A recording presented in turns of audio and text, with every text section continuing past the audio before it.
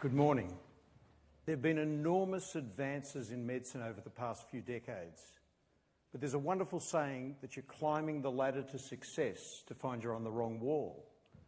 And I think in many ways we have been on the wrong wall, because really the best treatment of heart disease, the best treatment of cancer, the best treatment of all of our modern diseases is not to get them in the first place. It's called prevention. And really the best preventative strategy we have is happiness. And I believe that happiness, peace and contentment are easily the best drugs on the planet. And I want to give you my 5 keys to happiness. And if you think of it logically, everything's in 5s. You've got 5 digits, you've got 5 senses, there are 5 seasons if you count Frankie Valley. Everything's in 5s. So let's go through those. The first key is control. It's the control we have over our own lives. And I want to tell you the story about this man here, when he comes up, Viktor Frankl. Over 60 years ago, Viktor Frankl wrote this book, Man's Search for Meaning. And Vic was in a particularly good position to talk about stress and suffering because he was tortured in a Nazi concentration camp for a couple of years. And he got out of the camp and his mate said, Vic, you've got to be angry.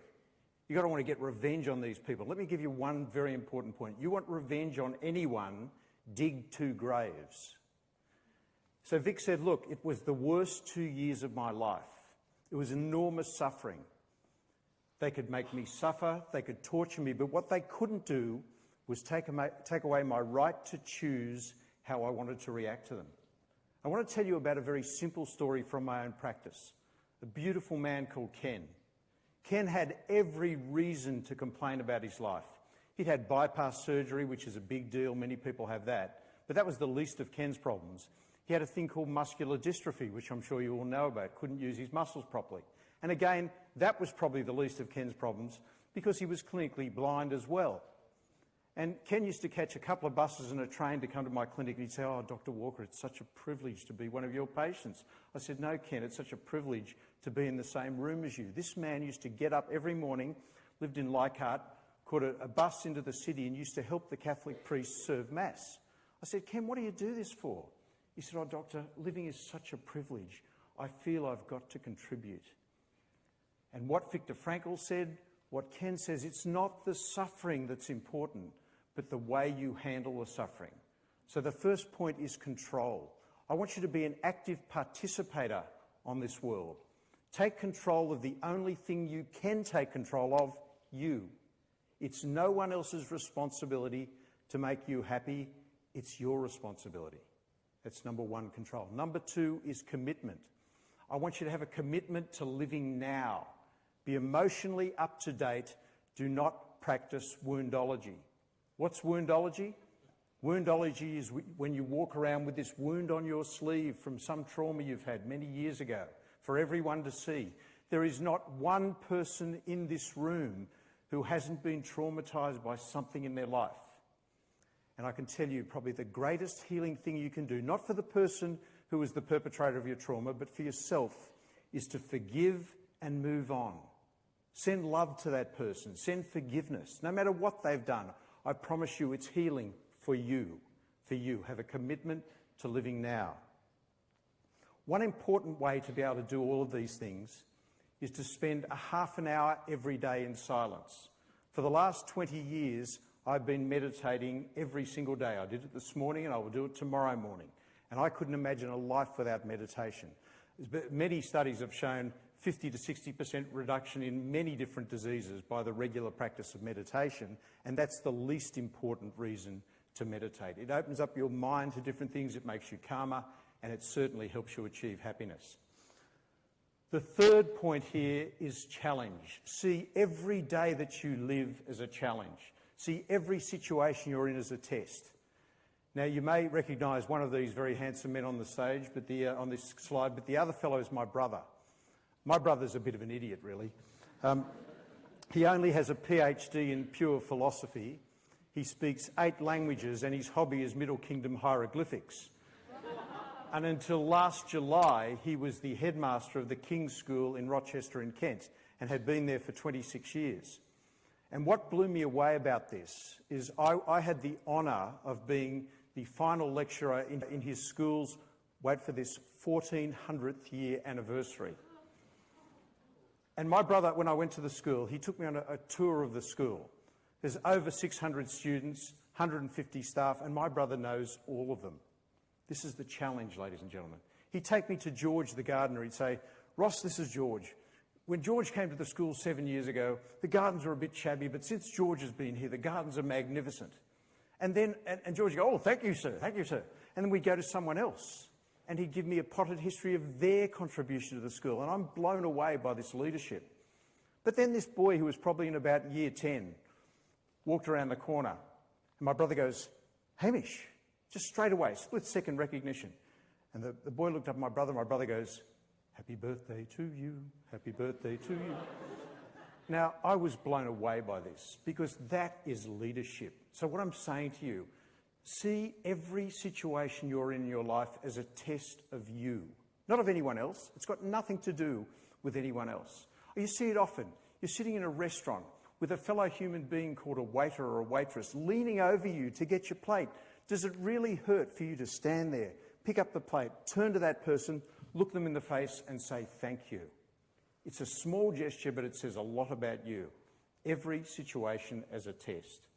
When the flowers are arriving at the front door, the robbers are leaving by the back door. What do I mean by that?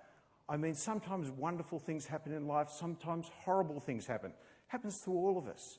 But it's how you're reacting behind your eyes that are the most important. The fourth element here is connectedness. The connectedness we feel to each other. We're all in this together. There is no, there's you, there's me. We're in this together. We're all contributing. This is my dad, and I always get a bit choked up when I talk about Dad. Dad died well over 15 years ago. Now, I've got to say, ladies and gentlemen, some people have a fear of public speaking. I have a fear of not public speaking. I have a fear of not being asked. But when I found out, and thank you, Anthony. So when I found out Dad was dying and he was going into the terminal phase of his cancer, I dreaded every day to his funeral because I knew I'd stand there in front of everyone and break down about 5 or 6 times because of the feelings I had about Dad. And when I said at the start, climbing the ladder to success to find you're on the wrong wall, my dad was on the right wall. He didn't have a title in front of his name. He didn't have degrees after his name. He didn't drive a flash car or live in a big house. But he taught me 3 magnificent principles. The principles of devotion, loyalty, and unconditional love. And wouldn't it be wonderful if that's all we were all remembered for? He taught me the importance of being loved and supported, what I could do for other people, not what I could suck out of the situation for myself. He taught me that beautiful spiritual connection. I'm not talking religion here, but you do know what would happen if you took all the people who fell asleep at church and laid them end to end, they'd be a lot more comfortable. I'm talking about the fact that we're one big organism. And then finally, the final thing here, and probably the most important, is our capacity. It's our capacity to respond to the unexpected, the uninvited, and the unimaginable. And I think the hardest lessons in life are really our best teachers. And I was privileged, absolutely privileged, that my hardest lesson came when I was very young. This gentleman here was my best friend at high school. 1 week before the final exams, he drowned in a swimming pool. And that was it for me. Plunged myself into my own grief, couldn't study, I was going to fail, that was the end of it. But what I didn't count on was his grandfather. His grandfather, I believe, was one of the greatest ever Australians, and some people in this audience would know him, or would have known of him, as a fellow by the name of Sir Lorimer Dodds. Sir Lorimer started the Children's Medical Research Foundation in Sydney. And I'd met Sir Lorimer. He was one of those beautiful, wise old men. You walk into the room with this man, he just exuded this peace and wisdom. And he had this extraordinary ability to make people feel comfortable. But you'd forgive a grandfather at his grandson's funeral for wanting to plunge himself into his own grief. But Sir Lorimer stood there with the dignity he always displayed, thanking everyone for coming. I walked out and he said, Ross, I need to speak to you. He said, you and Jack were going to do medicine. Now you have to do it for both of you. And can you imagine at the age of 17 being hit between the eyes with that number? So there I was. I had to make a decision to keep feeling sorry for myself, plunging myself into my own grief, or living for 2 people. And I'm still living my life for 2 people.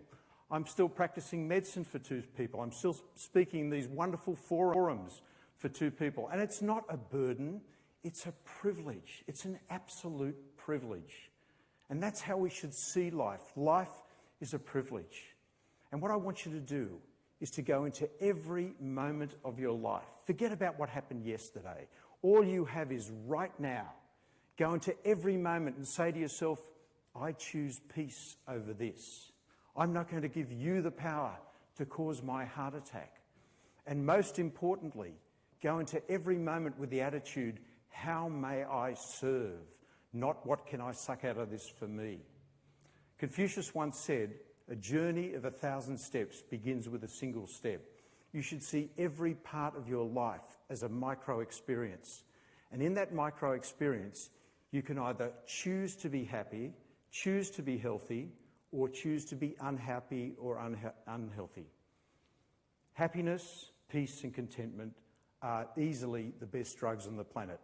It's your choice. Thank you.